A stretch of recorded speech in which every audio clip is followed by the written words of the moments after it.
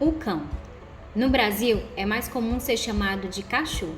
É um mamífero carnívoro da família dos canídeos. Um novo estudo genético publicado pela revista Cell Research em 2015 diz que os cães domésticos tiveram origem no sudeste da Ásia há 33 mil anos e, a partir daí, se espalharam por todo o planeta.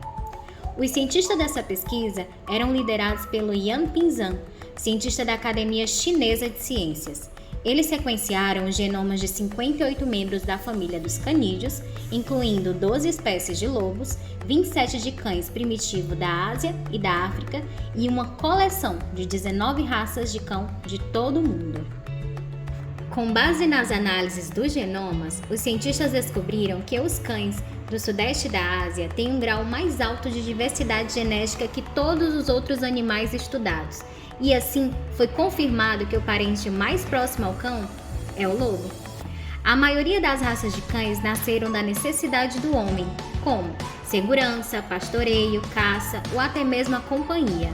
Em 1875, Carl Friedrich Loewis Dobermann, um cobrador de impostos, recolhia animais abandonados e assim ele iniciou a melhoria dos cães. Por séculos, os homens promoveram cruzamento entre diversos tipos de cães, com a intenção de buscar aperfeiçoamentos de características que pudessem gerar avanços no desempenho dos mesmos: morfologia, estatura, pelagem, comportamento, temperamento. Serviram de motivações para uma gama de transformações, e isso resultava em diferentes raças caninas. Essas modificações transformaram o cão no animal que apresenta o maior grau de poliformismo entre todas as espécies de animais. O cão possui 78 cromossomos, 39 pares, cromossomos X e Y. 38 são virtualmente idênticos, mais um poderá se diferenciar levemente. É esse que determina o sexo. Existem vários grupos de caninos. Esses grupos são: Grupo 1. Cães pastores e boiadeiros. As características dos cães pastores e boiadeiros é o vigor físico. São velozes, são resistentes a longas caminhadas e super inteligentes.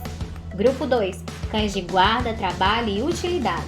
São classificados pelos aspectos físicos e psíquicos, requeridos pelos respectivos padrões. O grupo 3 são os cães terriers. A característica deles é que eles são pequenos, são resistentes e, portanto, fáceis de se manter, além de serem úteis nas diversas atividades de caça e toca.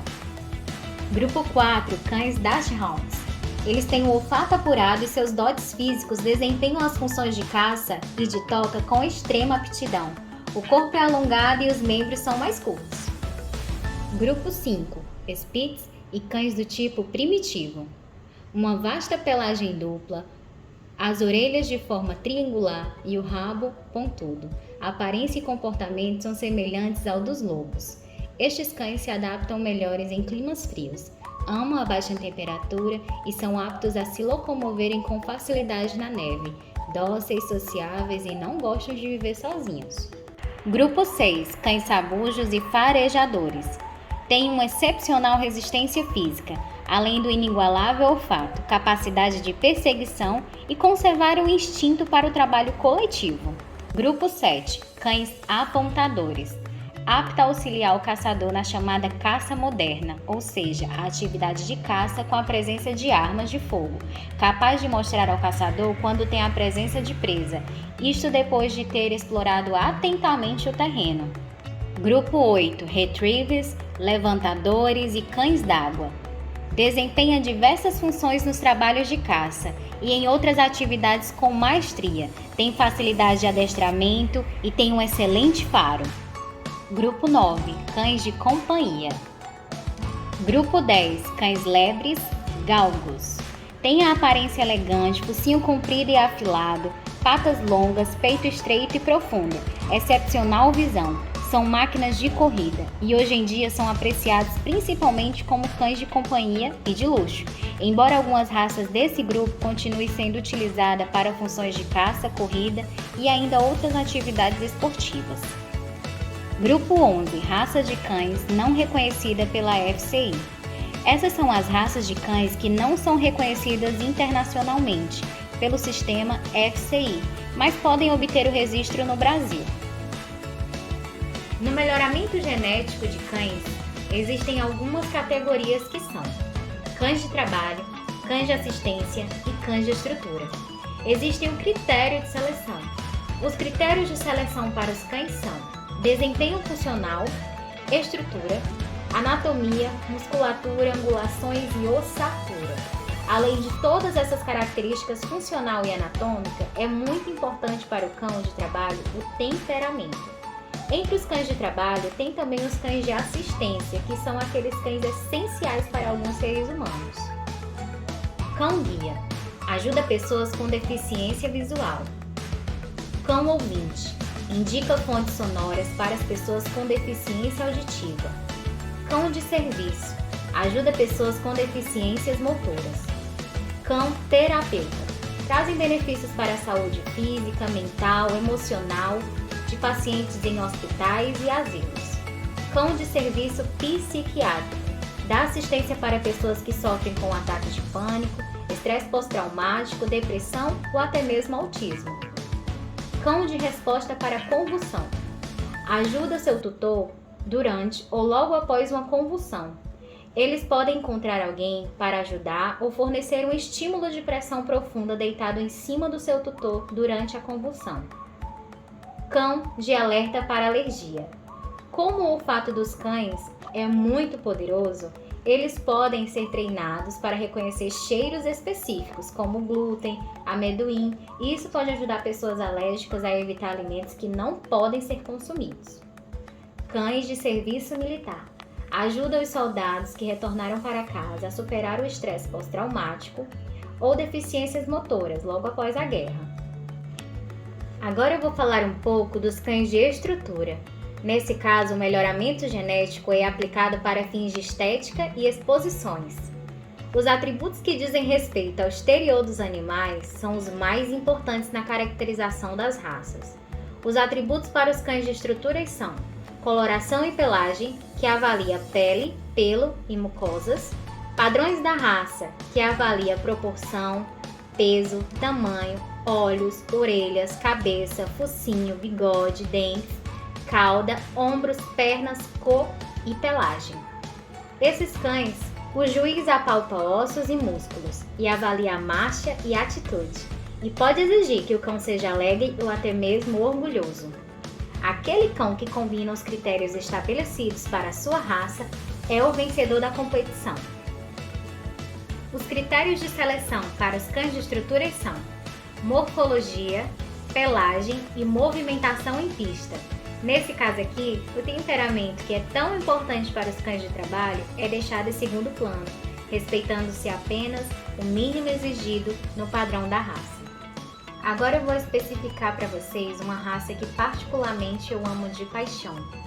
Vou mostrar um pouco mais sobre o Border Collie. Já dizia o pastor poeta James Home: sem o cão pastor, a terra montanhosa da Inglaterra e Escócia não valeriam um centavo. Seriam necessárias mais mãos para gerenciar um rebanho de ovelhas e conduzi-las para o mercado que os lucros seriam incapazes de manter. O Border Collie é definido por seu estilo de trabalho. Cães pastores são criados visando a capacidade de trabalho. A composição genética é o fator mais importante para a determinação dessas características. As características do Border Collie são capacidade de reunir, o olhar, o clap e, claro, a inteligência. Os Border Collies são amplamente considerados um dos cães mais inteligentes. Eles aprendem coisas novas rapidamente e podem ser ótimos animais de estimação para os proprietários que sabem lidar com esse cachorro. O Border Collie possui 2 tipos de pelagem, curto e longo. E tudo se torna ainda mais variado quando falamos de cores de pelagem. A única regra é que a quantidade de pelagem branca não pode ser predominante. Frente a isso, há possibilidade de mais de 50 tipos de pelagens diferentes quando consideramos somente a variedade de cores e padrões. 3 genes são responsáveis pela estrutura de pelagem em cães. FGF5 determina se o pelo é curto ou comprido. RSPO2 confere o bigode e sobrancelhas peludas. KRT71, controla o grau de encaracolamento do pelo. O Border Collie apresenta uma grande variação de pelagens, com inúmeros genes produzindo combinações que nos mostram essas cores das raças, algumas mais populares e outras mais difíceis de se ver no dia a dia ou até mesmo na internet. B. O par de genes que determina se o cachorro será marrom ou preto. Preto, Bzão, é dominante e marrom. Bzinho é recessivo, ou seja, todo cão Bzão ou Bzão expressará a pelagem preta e todo cão Bzinho expressará a pelagem marrom. A. Par de genes responsáveis por determinar se o cachorro será saddle ou terá marcações tan, tricolor, ou saddle. K. Responsável também pelas marcações tan, saddle e saddle, porém de uma forma diferente. Age como se ligasse e desligasse os genes em A. Todo Border Collie possui os genes para tricolor ou saddle, porém é o gene K que determina se irão se manifestar ou não. D. Responsável pela diluição quando o cachorro possui os genes Dzão ou Dzão. Dzão é igual a não diluído. A coloração principal permanece preta ou marrom. Porém, para o cão que possui os genes Dzinho é igual a diluído recessivo, o preto e o branco passa a ser azul e branco, e o marrom e branco passa a ser lilás e branco. M. Responsável pelo pelo Merle na pelagem, sendo o Merle Mzão dominante e o não Merle Mzinho recessivo. Todo cachorro Merle possui a genética Mzinho. Os cães Mzão são duplo Merles, oriundos do cruzamento proibido entre dois Merles, por gerar cães doentes. Todo Merle Mzinho, se reproduzido, deve ser com um não Merle Mzinho, para não existir a possibilidade do nascimento de duplo Merle. E. Responsável pela coloração vermelho australiano. Ele controla os pigmentos nos folículos, impedindo que o cachorro manifeste qualquer outra cor, que não o amarelo. Isto é, geralmente o cachorro pode ser preto, branco, tigrado, tricolor, merle ou qualquer outra cor, mas apenas o amarelo será visível.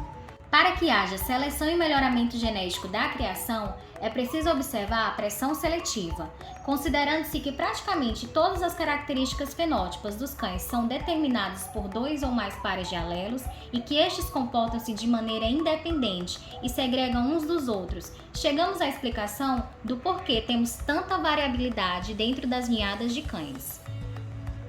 Ao contrário dos animais para produção, os cães não possuem características de produção. A seleção ocorre para características de interesse em cães. Passos para o melhoramento genético. O primeiro passo é estabelecer características de interesse. O segundo passo é identificar genes que atuam na expansão das características. O terceiro passo é a seleção e o cruzamento. Os tipos mais comuns de cruzamento de cães são Line Brand, cruzamento entre cães com muitos ancestrais em comuns. Exemplo, avós com netos, tios e sobrinhos, primos e etc. Octocrossing, cruzamento entre cães que são produtos de Line Brand, mais de duas linhas de sangue diferentes. Octobrand, cruzamento entre cães sem relação de parentesco. A reprodução e a venda de cães de raça no Brasil é um mercado muito lucrativo. Existem leis, regulamentação municipal e estadual de acordo com cada município e estado do país. O mercado cresce cada vez mais com canis comprometidos a fazer um trabalho dentro dos padrões de bem-estar e cuidado. A importância do melhoramento genético de cães de raça é nítida quando se diz respeito a cães de trabalho e assistência. Eles prestam lindo papel para a sociedade e isso permite facilitar e salvar milhões de vidas no mundo todo. Os cães de estrutura geram milhões de emprego em todo o mundo, com exposições e com o mercado pet, que só cresce no nosso país, mesmo em meio à pandemia do coronavírus.